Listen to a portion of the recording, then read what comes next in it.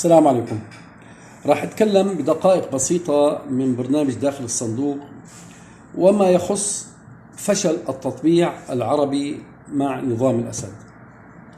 لقد قامت الدول العربية وخاصة المملكة العربية السعودية والكويت وحتى الأردن بتنازلات عديدة للنظام مقابل أن يتقدم خطوة في اتجاههم أو باتجاه الحل في القضية السورية.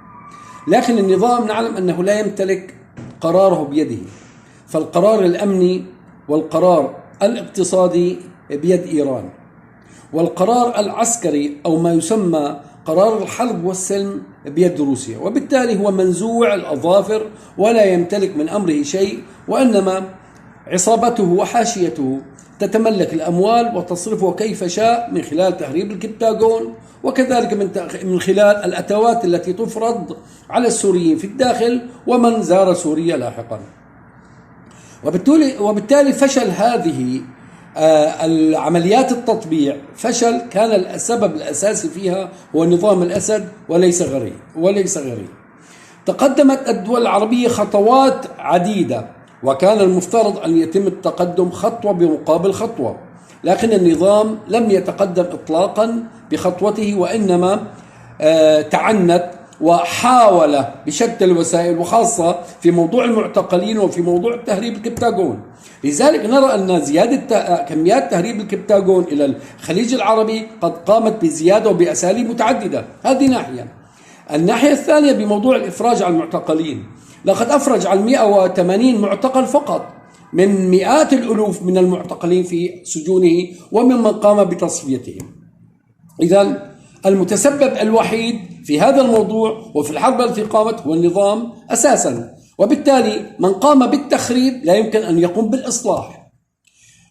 العصابة الأسدية برمتها والحواشي التي تتبع لها هي التي تريد أن يبقى الوضع على ما هو عليه لكي تجبر الحاضن الشعبي أو من يكونون تحت سلطتهم، تحت سلطة الأمر الواقع، بالقبول بكل شيء، وما يقدم لهم من فتات أنه نعمة ومكرمة من نظام الأسد ومن رأس النظام.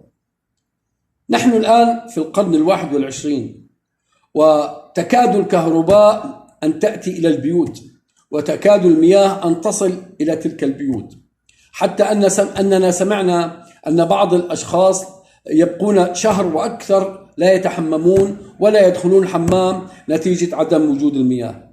إذن هذه دعوة إلى الداخل السوري، إلى من سحقه نظام الأسد وإلى من يعيش تحت سلطة نظام الأسد ولا يمتلك قوت يومه، أو حتى يمتلك قوت يومه لكنه لا يستطيع رفع الصوت عاليا، أن يقول لنفسه لقد آن الأوان أن نرفع الصوت ضد هذا الطاغية وضد هذا النظام، وأن نكون أحرار فعلا قولا وفعلا، وأن نقوم ضد هذا النظام. وأدعو جميع الشعب السوري، ليس طائفة محددة، وإنما جميع الطوائف السورية أن تقوم ضد هذا النظام، لأنه البلاء استفحل ولا يشمل مجموعة محددة أو طائفة محددة، وإنما يشمل جميع السوريين الذين لا يمتلكون قوت يومهم، ومن يموت منهم كمدا أو يموت تحت ظل الجوع وظل